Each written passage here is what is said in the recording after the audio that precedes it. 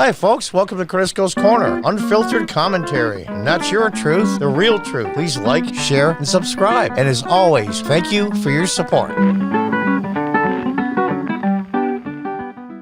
Hi, folks. Welcome back. From Fox News. UFO hearing. Pentagon shows declassified photos and video. Clip of unexplainable floating object. Ooh. Yeah, I had to throw that in there.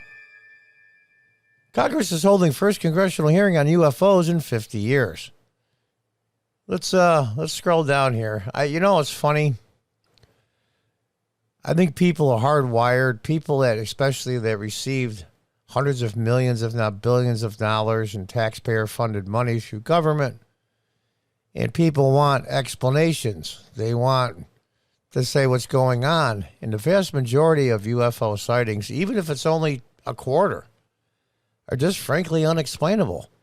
And as a person in government or in the military, you sit there and say, we spent all this money, and the answer is, I don't know. It's tough to do. Let's read on. The Pentagon Tuesday showcased declassified photos and videos of UFOs to Congress, including a flying object without a specific explanation, which is a nice way of saying we don't know.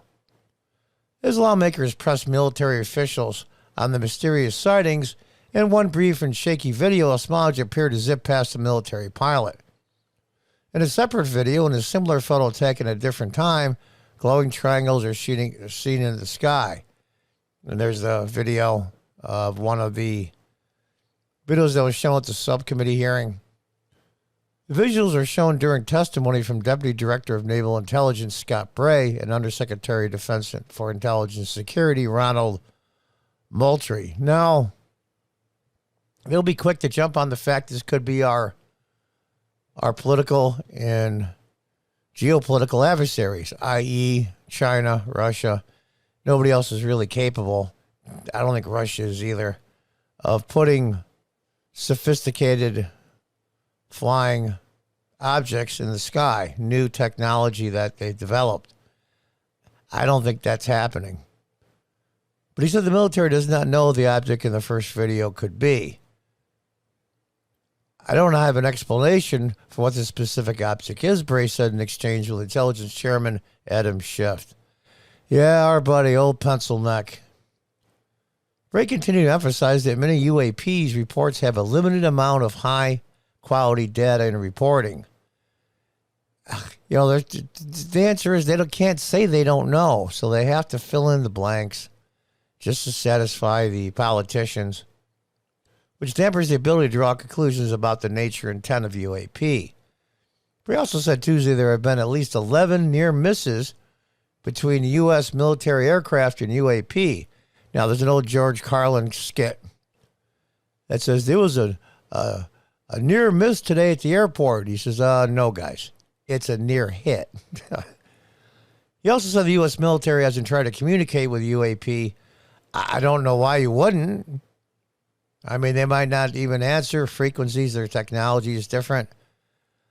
Even if it is a human foreign adversary sending out signals that we see you, why wouldn't do it? I don't know. He also said the U.S. military hasn't tried to communicate with UAP, including the unexplained object in the video shown earlier in the hearing, which may or not be in controlled flight. The presentation happened in the House Counterterrorism, Counterintelligence, and Counterproliferation Subcommittee. Well, that's a long name for a subcommittee that doesn't do much. It was the first congressional UFO hearing in a generation. Lawmakers are warning that although there is still a stigma associated with UFOs, which the government officially calls unidentified aerial phenomenon, yeah, UFO has a stigma like you're some nut bar and you've been reading too many books and watching too many movies and you have a vivid imagination and blah, blah, blah. So UFO has had a little bit of a PR problem. But there are serious national security threat. See, that's the thing. They have to say that because most of them are military men. They're all government employees. They have to keep that up because they get to keep the funding. Now, I'm not saying they're disingenuous. I'm just telling you how the game is played. Unidentified aerial phenomena are a potential national security risk, and they need to be treated that way. Yeah, well, like what? What are you supposed to do? Honestly and truly, just throw money. Just throw money at people. How do you investigate this? Good luck. And they can't, and they know it. For too long, the stigma associated with UAPs has gotten in the way of good intelligence analysis. Pilots avoided reporting or were laughed at when they did. DoD officials regulated the issue back to the back room or swept it under the rug entirely, fearful of a skeptical national security community. A 2021 report, a redacted classified version of which was published by the Black Vault earlier this year, said the government recorded 144 reports from 2004 to 21, including 80 that involved observation with multiple sensors. I'm assuming that means more than one. The report also included information on common shapes of the UAPs, although the entire sections on the shapes are redacted. Now, here's the thing. I'm not saying there isn't life outside of Earth. I'm not saying there isn't intelligent life outside of Earth, or life that's so intelligent and the technology is so more advanced than ours isn't outside of Earth. The fact of the matter is, I just don't know. Now, do these sightings create, we'll say, very vivid imaginations to go run wild? Of course. There's two questions that humans, for all of human existence, have asked. Two. One is, are we alone in the universe? And one, what happens, if anything, after we die? Those are two questions that humans have struggled to answer for millennium. The government also said UAP probably lack a single explanation. Neither classified nor unclassified reports from the government so far rule out space aliens. Now, why are some of these classified? They make zero sense. I don't understand. They're just so used to being secretive that they just can't help themselves. But other possible explanations are airborne clutter like birds and balloons, natural atmospheric phenomena like ice crystals, highly classified U.S. government programs, or foreign adversary systems from Russia, China, or other countries. And that's what they want to talk about, because that brings the money in. I'm not saying that they're lying. I'm just saying they're embellishing it to make it look like it's much more of a threat than it really is.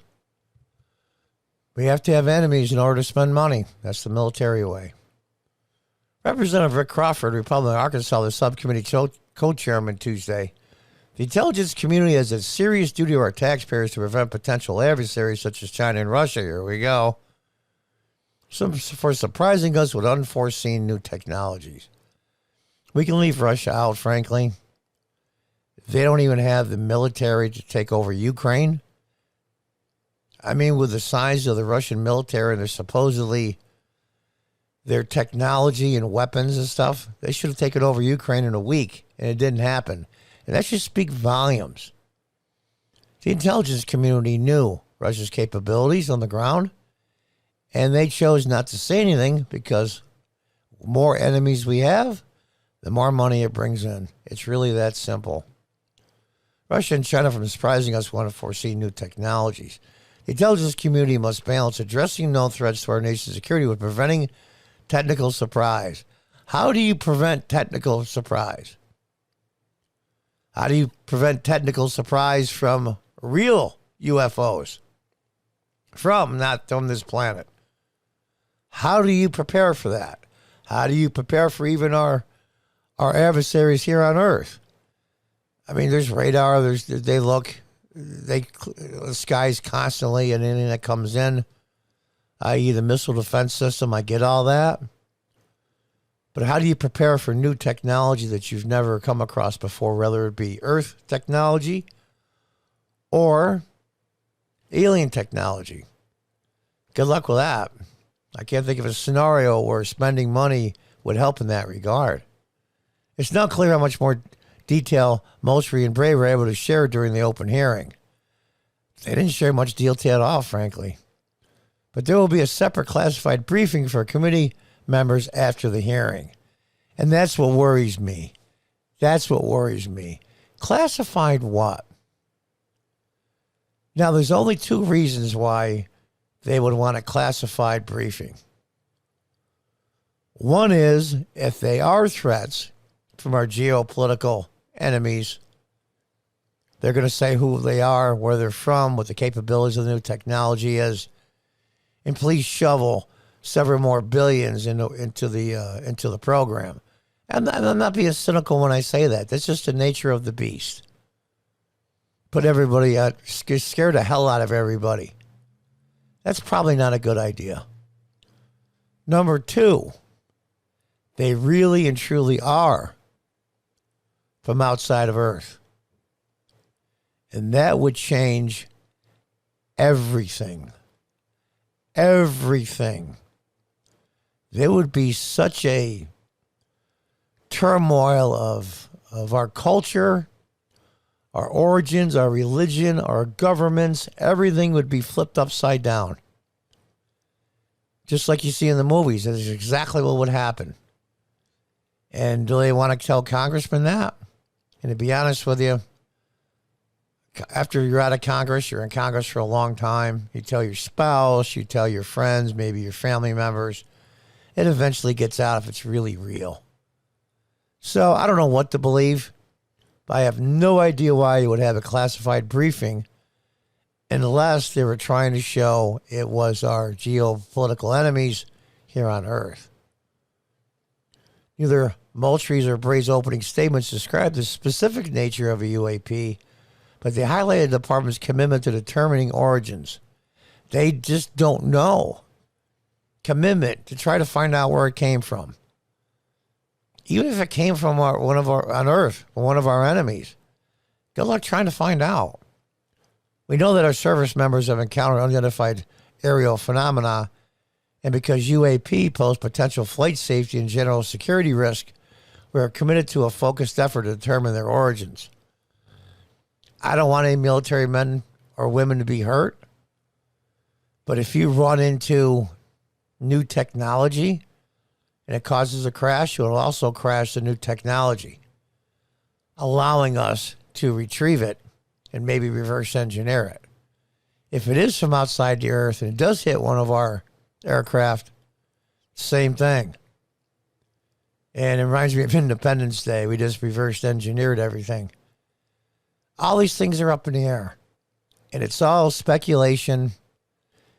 It's all imagination. But I believe the only way we're going to find out if other life exists in the universe is if we develop space travel at multiple times the speed of light. It is the only way. The only way. If these so-called aliens are visiting Earth, they're not hanging around very long. They're not landing. They're not colonizing. They're scoping us out, John, so they can take us over. Well, if that's what it is, then that's what it is. And I think, frankly, we may never know. We may never know. We also spent considerable efforts engaging directly with our naval aviators, building relationships to help destigmatize the act of reporting sightings or encounters. So there it is. I think, frankly, what I've heard and seen so far, that these hearings have shed zero light to the American people on what's really going on. The fact of the matter is, I would say for the vast majority of these sightings, they simply just don't know. Maybe someday we'll find out. Until the next time, goodbye and good luck.